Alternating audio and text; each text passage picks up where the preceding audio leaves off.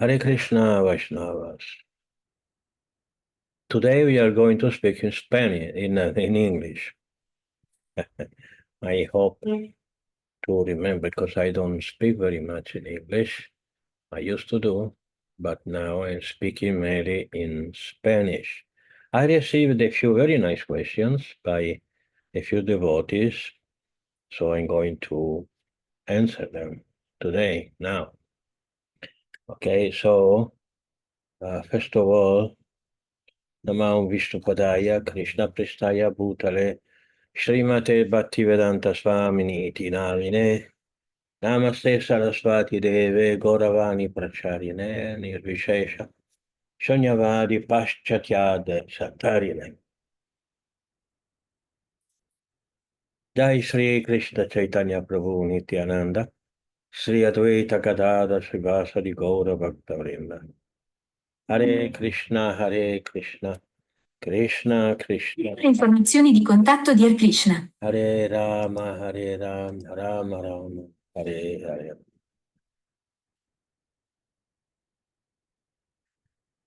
So, first question. Pundarika Vidyanidhi initiated Gadadhar Pandit for the second time. And on the day of Dhanashasti, Pundarika Vidyanidhi saw the festival. So the question is about what does it mean initiating for the second time? We in ISKCON, we have a first and second initiation. At that time, there were no such a thing. There were other types of initiations, but there was no division between first and second. So let's clarify this. So, as for being initiated the second time, what you refer to reinitiation, this is mentioned in Chaitanya Charitamrita in regard to Gadadhar Pandit. Gadadhar Pandite teno puna mantra lila. Pundarika Vidyanidhi initiated Gadadhar Pandit for the second time. So this is the answer. Srila Gadadhar Pandit felt the necessity to hear his Diksha mantra again after his mind has become polluted by offense toward the spiritual master, that he thought that he was a worldly man. The detail of these are found in Pundarika Vidyanidhi Vilasa, part 2. In this instance, Pundarika was encouraged by Mahaprabhu to hear his Diksha mantra again from his mantra guru. Gadadhar's sense was that he gave the mantra in the capacity of a guru to an unqualified person. So first he felt that he was offensive toward the spiritual master, and also that he gave the mantra to a second. And the guru cannot commit this type of mistakes. So that's why Gadadhar Pandit asked the spiritual master, Pundarika Vidyanidhi, please give me the mantra again, because I have become polluted, so that if you give me again, then I will become purified. So, second question is in the same verse, which is in the 78, 2:1678, and 2:1679. When Pundarika Vidyanidhi saw that the Lord Jagannath was given a starched garment, he became a little hateful. In this way, his mind became polluted. That night, the brothers, Lord Jagannath and Balaram, came to Pundarika Vidyanidhi and, smiling, began to slap him. Although his cheek was swollen from the slapping, Pundarika Vidyanidhi was very happy within. This incident has been elaborately described by Vrindavan Das Thakur. So, when we speak about offenses by pure devotees and this kind of, we have to be very careful to put everything in perspective. Jagannath and Balaram didn't come to Pundarika Vidyanidhi just like they came for, Hiranyakashipu, Hiranyaksha, Shishupal, Dantavakra. They were very angry. Here they were smiling. They were smiling. It's sometimes a pure devotee can do some kind of mistake. This is light. But in general, a personality like Pundarika Vidyanidhi, we cannot say for 1 second, we cannot think for 1 second that they actually were offenses or did this kind of mistake. This must be in the um, level of pastime. And if there was something about really wrong, let us, Srila Prabhupada say it. We should not say that Pundarika Vidyanidhi did a mistake, that he became polluted because he became hateful. We can read it, but we cannot think it. Pundarika Vidyanidhi, is an incarnation of the father of Radharani. That's who Pundarika was. Would any devotee with a right state of mind saying that Radharani father did offense or became hateful or things like that? No, we cannot say that. All right, so we go to the third of four question. Some explanation of the Virata Rupa and the relationship of different levels of the universe to different body parts. Also chart demonstrating the cosmology discussed here will be handy. It has to be sometime in the future. I'm talking about the chart. About the Virata Rupa, we can say something. We find some nice explanation in many, many parts of our scriptures, Bhagavad Gita, Srimad Bhagavatam, everywhere. And Srimad Bhagavatam Canto 3rd, we read that the Virata Rupa, also called Vishvarupa, it's the same thing, the gigantic universal form of the Lord, which is very much appreciated by the impersonalist, because it's just a form. It's not a personality. The Virata Rupa is a form. So it is manifested. It is not an eternal form of the Lord. He takes this form. So it is not an incarnation. It's a form, again. It is manifested by the supreme will of the Lord after the ingredients of the material creation. Srila Prabhupada explains. When the 23 principal elements were set in action by the will of the supreme person, the supreme person, the gigantic universal form or the Vishvarupa body of the Lord came into existence.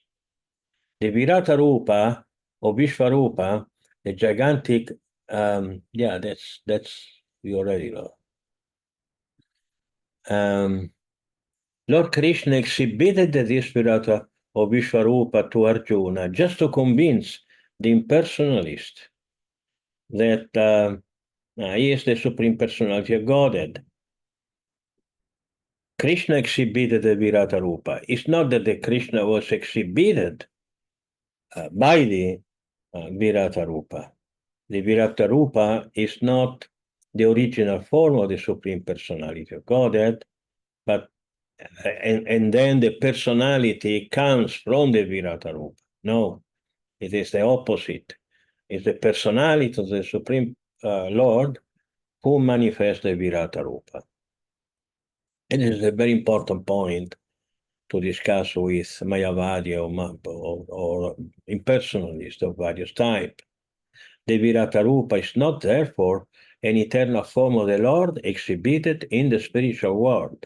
It is a material manifestation of the Lord. The Arsha Vigraha, or the worshipable deity in the temple, is a similar manifestation of the Lord for the neophytes.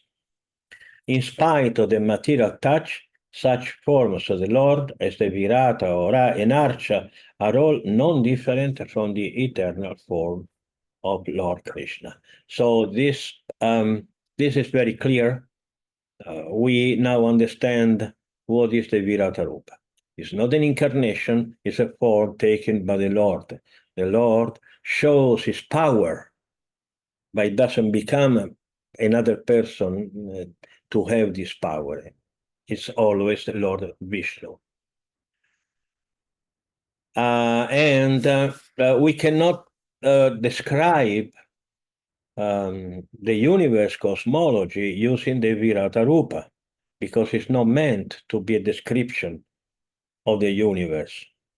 It is not that his head is Brahmaloka, his arms are, the middle planetary systems, and his feet are Patalaloka, or these kind of things. No, it's just a material form with all the ingredients inside, and then so we understand that Krishna is a supreme person because he's capable to manifest such a form. So if we want to understand the cosmology, that's a completely different science, totally different. We had to study the um, the, um, the Puranic cosmology and astronomy. Studying Vedic astronomy would help. And also it is very complicated, almost impossible for us. One day Narada Muni went to Brahma and said, Lord, I've been traveling the universe you created or you built for so long, and I still don't understand how you made it. Narada Muni, who is incomparably more intelligent than us, and traveling and seeing actually with his own eyes the universe, he did not understand, because it's very complicated. It's multi-dimension creation, multi-dimensional. It's not just one man, it's just not the sun and the Mercury and Venus, and then there's Earth, and then we have, that's not how it works. That's one dimension, very, very simple dimension of creation. But there are other dimensions, and there you can have a clearer picture. Otherwise, why the Vedic or the Puranic astronomy says that the moon is farther than the sun respect to the Earth? We know very well that the moon is very close, and then we have the sun, which is quite farther. But the Purana says differently. Says no, the moon is farther. So what he's talking about? He's talking about a different dimension. Shukadeva Goswami, in the first chapter of the Srimad Bhagavatam, was describing something that he is seeing, but we are not able to see. So this is extremely complicated. It will have the necessity of books to explain everything. So for the time being, just be satisfied with this. Then we conclude this answers to questions talking about the Asvini Kumara, which is the fourth and last question being put to me. So first of all, they are devas, okay? Their name are Satya, Dashra, and they are the sons of Surya, the sun, okay? And they are called Asvini Kumara.